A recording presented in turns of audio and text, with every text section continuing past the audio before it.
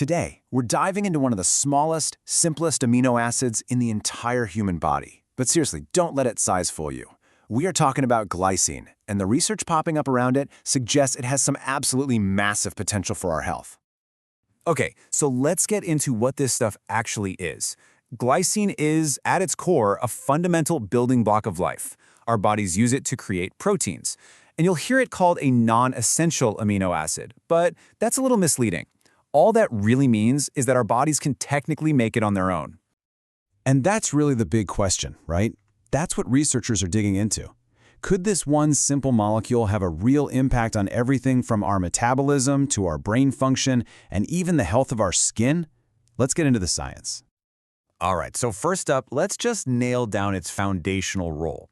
Because even though its chemical structure is about as simple as it gets, its importance to our bodies is anything but. It is a major player in so many of our biological processes. Okay, here's a really important point. Just because our bodies can make glycine doesn't mean we always have enough to go around. Think of it like this. Your body has a certain production capacity, but sometimes the demand, especially for things like making collagen, just outstrips the supply. All right, let's shift gears and talk about our first major area, metabolism. This is where some of the most compelling, large-scale data is starting to emerge, and it is fascinating. So check this out. A pretty recent study from 2024, published in Frontiers in Nutrition, looked at the dietary habits of almost 800 people. The researchers basically split them into 4 groups based on how much glycine they were getting from their diet every day, from the very lowest intake group all the way up to the highest. And what they found, well, it was pretty striking. The group that ate the most glycine had a 41% lower prevalence of high blood pressure compared to the group that ate the least. 41%. That is a huge difference. But wait, it doesn't stop there. That same high-intake group also had a 45% lower prevalence of hyperlipidemia. That's just the technical term for having high levels of cholesterol and triglycerides floating around in your blood. And get this, they saw a 45% lower prevalence of being overweight or obese. So we're seeing these really significant links across 3 of the biggest markers for metabolic health. Now, this is super important. The researchers themselves are very clear about this. This study shows a powerful correlation, a link. It doesn't prove that more glycine causes these better outcomes. It's a snapshot in time, and they make it very clear that bigger, longer-term studies are needed to really confirm what's going on. And it's not just that one study either. Other research is pointing in the same direction. A different clinical trial found that giving people just a 5-gram dose of glycine in the morning actually improved how their bodies responded to insulin, which, as you know, is a huge piece of the metabolic puzzle.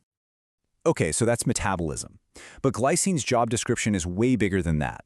It also plays this incredibly complex and diverse role in our central nervous system. Let's take a look at how it can be a tool for our brain. One of its most well-researched effects is on sleep, and the way it works is just so cool. So after you take it, glycine actually crosses from your bloodstream into your brain. There, it interacts with a tiny region called the suprachiasmatic nucleus. That's basically your body's master clock. And that interaction helps gently lower your core body temperature, which is one of the key signals your body needs to fall and stay asleep. And here's the really cool part. It's like a 2-for-1 deal.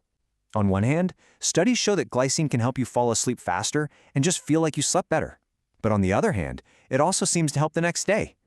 One study found a 3-gram dose helped people who are sleep-deprived feel less tired and stay more alert during the day. And the brain benefits might not just stop at sleep. There's also evidence that glycine helps stimulate the production of serotonin, the famous feel-good hormone that plays a massive role in regulating our mood. This is actually leading to some really cutting-edge stuff in medicine. Scientists are now developing drugs that specifically target these glycine pathways in the brain. For example, one investigational drug just showed real promise in a phase 2 trial for improving cognitive function in people with schizophrenia. It's really fascinating stuff. All right, so we've hit on metabolism, we've hit on the brain. Now for glycine's third big job, literally building the scaffolding that holds your body together. When it comes to collagen, the most abundant protein in our entire body, glycine is an absolute superstar. It's not just an ingredient, it seems to be a powerful stimulator. Get this, researchers actually tested 20 different amino acids to see which one boosted collagen production the most in skin cells, and glycine was the hands-down winner. It is absolutely essential for making both collagen and elastin, the two proteins that give our skin and tissues their structure and bounce.